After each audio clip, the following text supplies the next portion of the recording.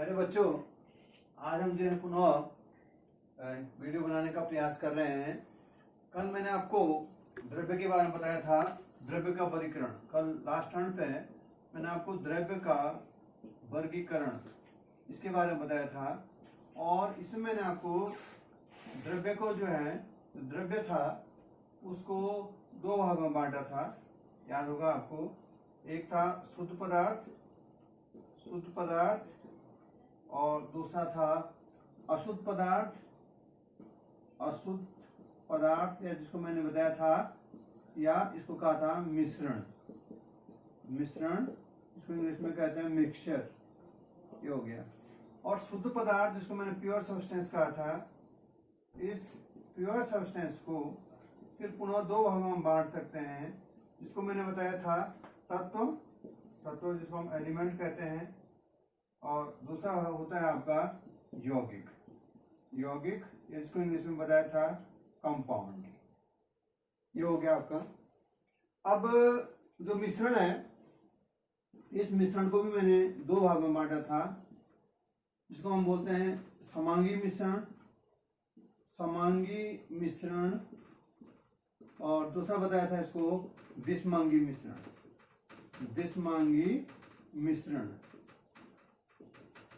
जिसको हम कहते हैं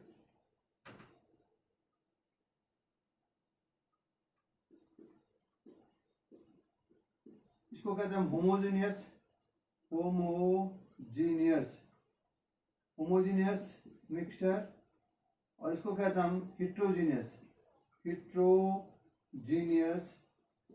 मिक्सचर। ये हो गया। तो ये था इसका क्लासिफिकेशन, वर्गीकरण था। अब कल मैं तत्व के बारे में आपको बता चुका था। तत्व के फिर डिवाइड किया था मैंने इसको, तत्व धातु और अधातु, जिसको हम कहते हैं धातु, अधातु और उपधातु, जिसको हमने कहा था मेटल,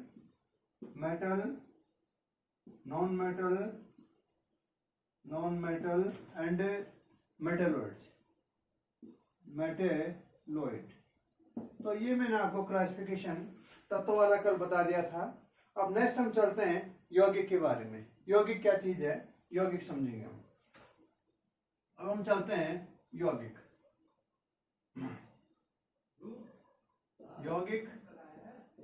या इसको हम बोलते हैं कंपाउंड। अब तो यौगिक होता है क्योंकि शुद्ध पदार्थ का भाग है, तो एक प्रकार का शुद्ध पदार्थ है वह, माने हमें कह सकते हैं कि ऐसा शुद्ध पदार्थ जिसमें एक से अधिक होना चाहिए, एक से अधिक तत्व, एक से अधिक जो तत्व हैं वे जो हैं निश्चित अनुपात में संयोग करके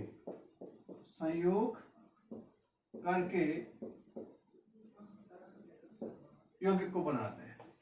जब जो है यौगिक का निर्माण कब होता है, जब जो है एक से अधिक तत्व, दो भी हो सकते हैं, तीन भी हो सकते हैं, लेकिन एक से अधिक तत्व जो है जब निश्चित अनुपात में क्या करते हैं, संयोग करते हैं, तो परिणाम स्वरूप क्या बनता है, यौगिक बनता है।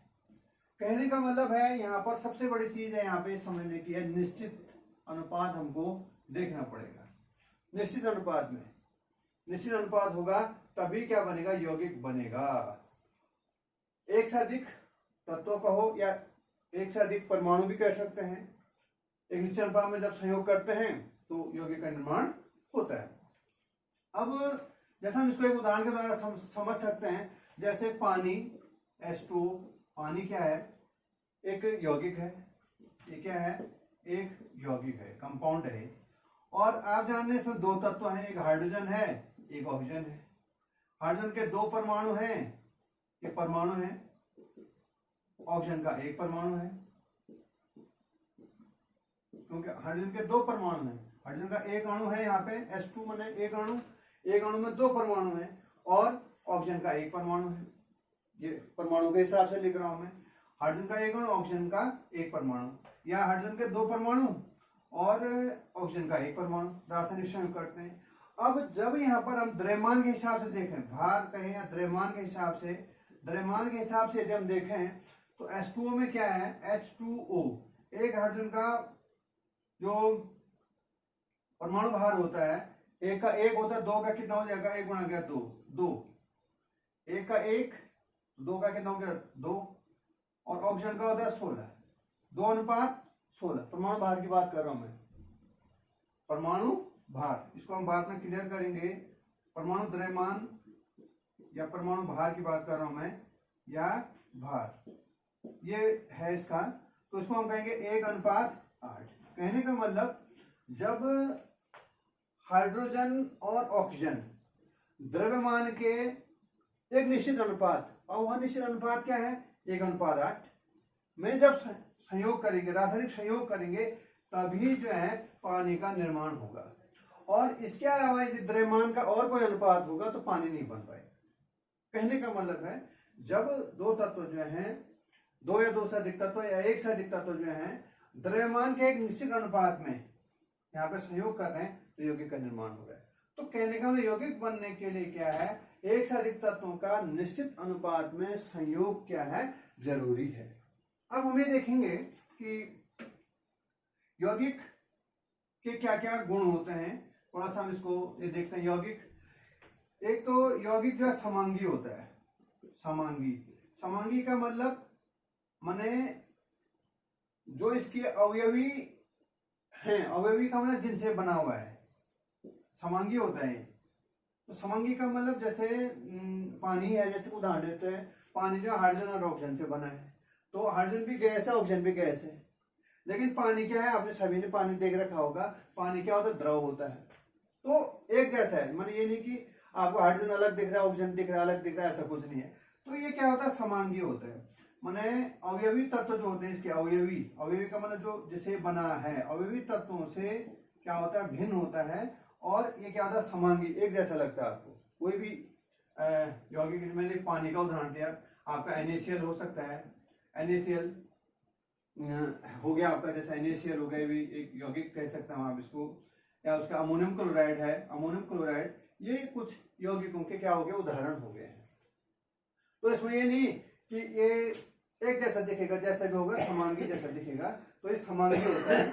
अवयवी तत्वों से भिन्न, अवयवी तत्वों से भिन्न होगा, जो अवयवी हैं इसके तत्व उनसे भिन्न लक्षण वाला होता है।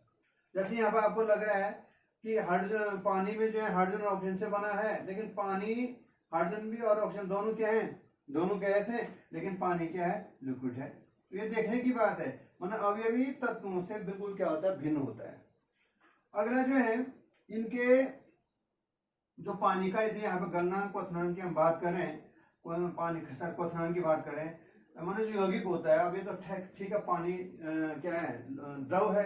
अब हम कोई ठोस भी तो हो सकता है, जैसे अमोनियम क्लोराइड है या NaCl है, तो वहां पे गलनांक भी हो सकता है। तो इनके जो गलनांक, बॉइलिंग पॉइंट है, क्वथनांक है, या मेल्टिंग पॉइंट गलनांक है, वो क्या होता है, उसका एक निश्चित होता है। यौगिक का अपना गलनांक क्वथनांक निश्चित होगा, क्वथनांक है, गलनांक है, निश्चित होगा। अपने अवयवी तत्वों के गलनांक क्वथनांक से उसको, उससे भिन्न होगा। हाइड्रोजन, जैसे हाइड्रोजन ऑक्सीजन है, हाइड्रोजन का कोई अपना क्वथनांक, गलनांक वगैरह जो भी चीजें होंगी वो अलग होंगे, और हाइड्रोजन ऑक्सीजन का जो क्वथनांक वो अलग होगा। लेकिन पानी क्योंकि उनसे बन गया है, तो पानी का अपना क्या निश्चित क्या होगा, क्वथनांक होगा। कहने का अवयवी तत्वों से जिनसे वो बना हुआ है, उससे भिन्न जो है यौगिक का निश्चित जो है गलनांक अथवा क्वथनांक होता है। अवयवी तत्वों से कोई मेल नहीं खाता है। नंबर तीसरा यहाँ पे ये है कि इसके जो गुण होते हैं, यौगिक के जो गुण होते हैं, अपने जो गुण होते हैं, ये अपने अपने विशेष गुण होते हैं।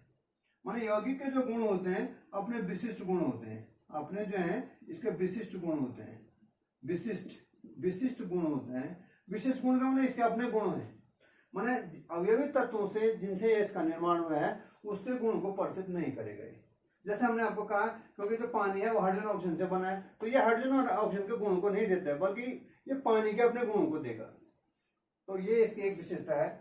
अगला जो है, जो यौगिक होता है इसको यांत्रिक विधियों के द्वारा, यांत्रिक ऑब्लिक भौतिक, यांत्रिक का मतलब मैकेनिकल जिसको हम कहते हैं, फोर्स लगा करके, बल लगा करके या इस पर ताकत लगा करके, यांत्रिक अथवा भौतिक विधियों के द्वारा हम यौगिक को उसके अवयवी तत्वों में पृथक नहीं कर सकते। ये सबसे बड़ी विशेषता है इसकी।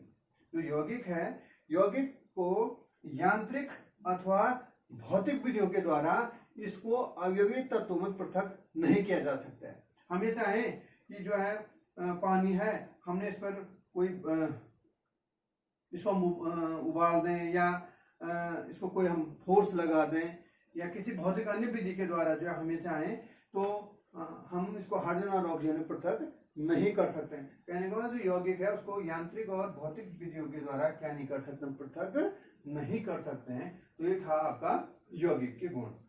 तो ये यौगिक समझने की बात है। तो अब हम चलते हैं, नेक्स्ट हम चलते हैं, लेकिन यहाँ पे थोड़ा है कि जब यौगिक को यांत्रिक या भौतिक विधियों के द्वारा पृथक नहीं कर सकते हैं तो किसके द्वारा पृथक कर सकते हैं तत्वों में?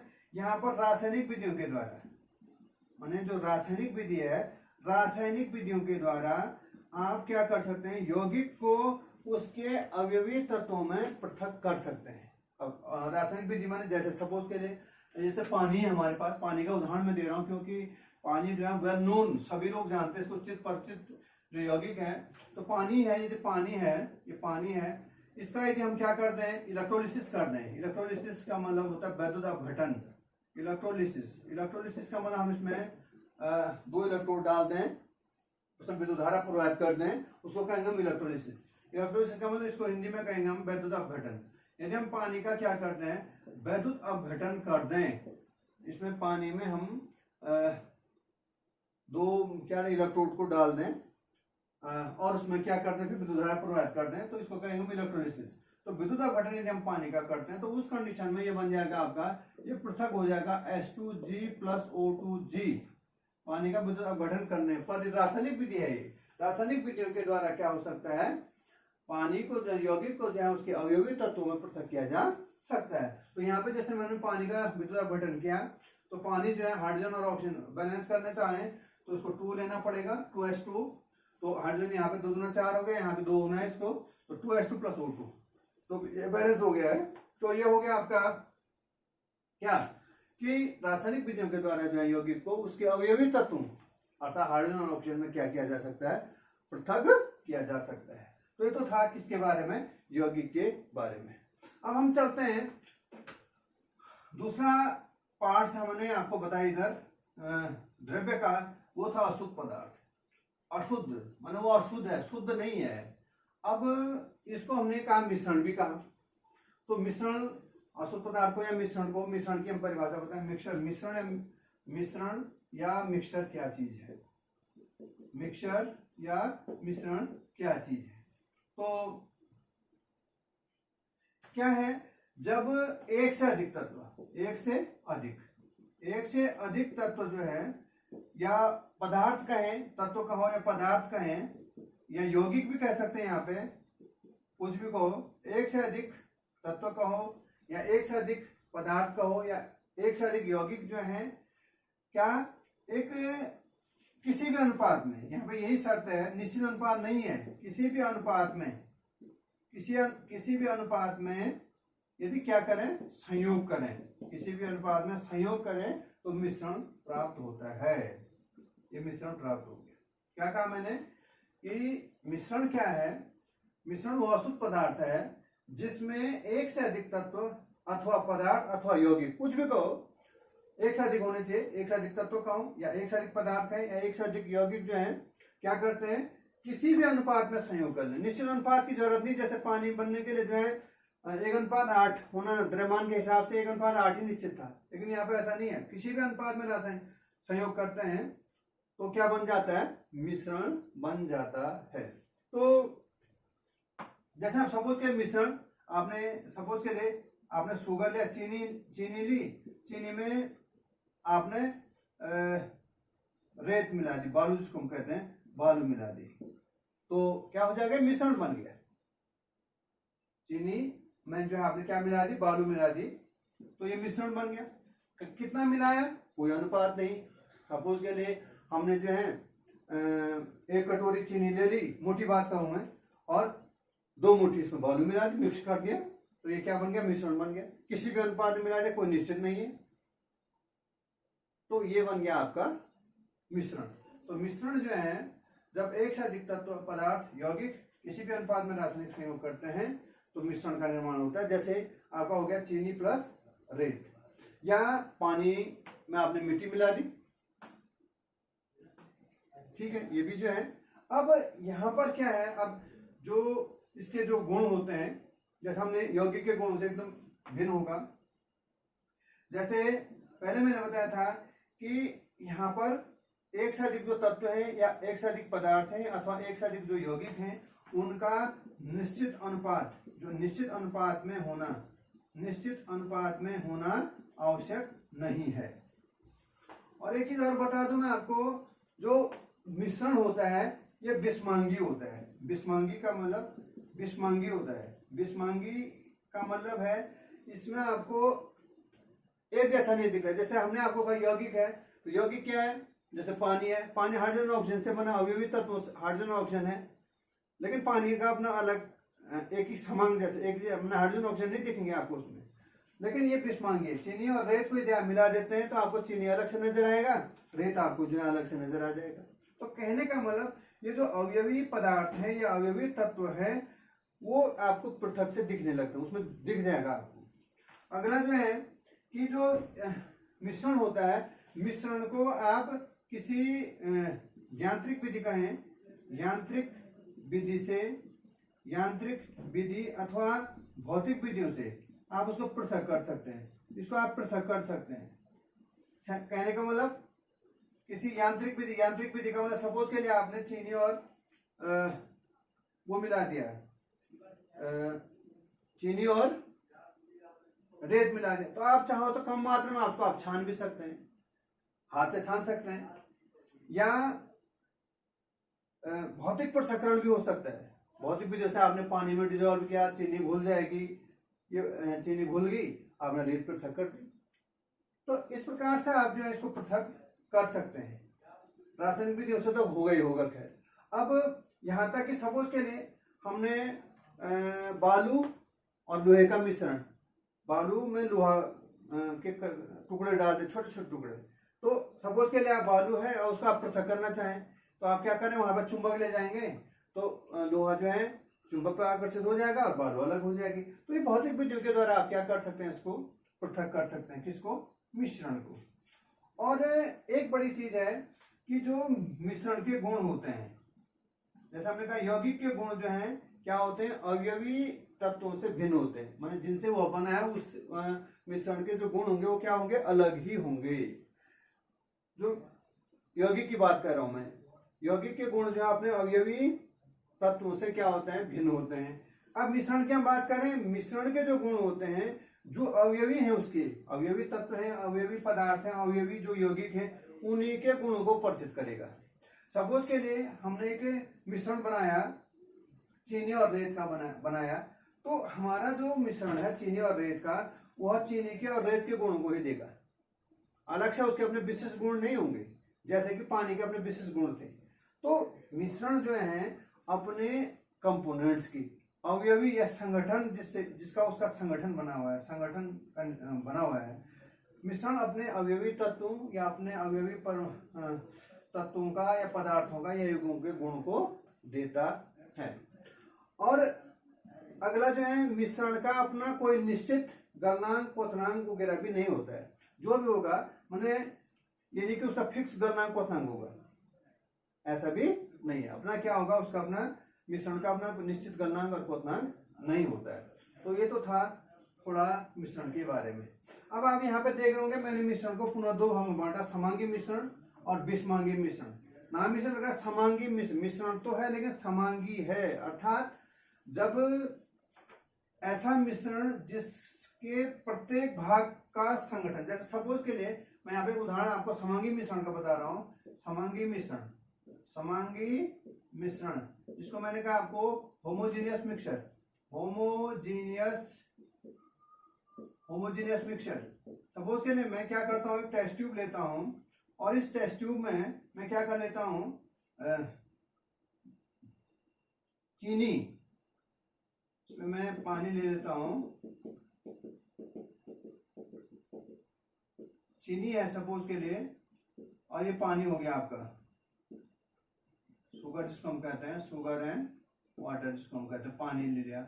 अब हम ये चाहते हैं, ये कि हमने चीनी को पानी में घोला, तो आपको यदि चीनी घुल जाए तो आपको फिर चीनी नहीं दिखती इसमें, ये घुल जाए कंप्लीटली, तो इसका मतलब है अब हम यहाँ पे देख रहे हैं कि इस एक मिश्रण है और एक जैसा है, समांगी है, माने ऐसा मिश्रण जिसके प्रत्येक कहीं पे भी ले लें, सपोज इसके भाग कर लेते हम, 2 भाग, 3 भाग कर दे हमें, तो ऐसा मिश्रण जिसके प्रत्येक भाग का संगठन भी क्या होना चाहिए, संगठन का मतलब एक जैसा वहां पे उसकी व्यवस्था है, मतलब केमिकली वो एक जैसा है, इसका मतलब है केमिकल रसायन की दृष्टिकोण से एक जैसा है, और गुण भी क्या होंगे, समान होंगे, गुण भी क्या होने चाहिए, समान होंगे, 2 चीजें।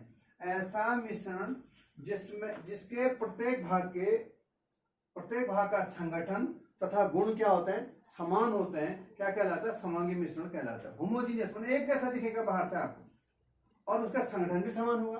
कहने का मतलब इस भाग के गुण हम देखें तो ये भी ऐसे होंगे जैसे इस भाग के गुण होंगे, ऐसे इस भाग के गुण होंगे। तो संगठन माने उसमें संगठन का मतलब केमिकली में रसायन की दृष्टि से देखें, पानी वगैरह या चीनी के अणु उसमें एक समान प्रकार के होंगे, मोटी बातें कर रहा हूं मैं, और गुण भी क्या होंगे, समान होंगे। तो समांगी मिश्रण वह मिश्रण होता है जिसमें मिश्रण के प्रत्येक भाग का संगठन तथा गुण क्या होता है, एक समान होता है, क्या कहलाता है, समांगी मिश्रण कहलाता है। अब विषमांगी मिश्रण क्या हो जाएगा, विषमांगी मिश्रण वह मिश्रण होता है, उल्टा हो जाएगा इसका, जिसके प्रत्येक भाग विषम अंगी है, माने जिसके प्रत्येक भाग का संगठन और गुण एक समान नहीं होते हैं, विषमांगी मिश्रण कहलाता है। सपोज के लिए हमने क्या किया, हमने एक ये टेस्ट ट्यूब ली और इस टेस्ट ट्यूब में पानी लिया और इसमें हमने रेत को डिसॉल्व कर दिया, इसमें रेत डाल दी हमने, सैंड जिसको हम कहते हैं, सैंड या बालू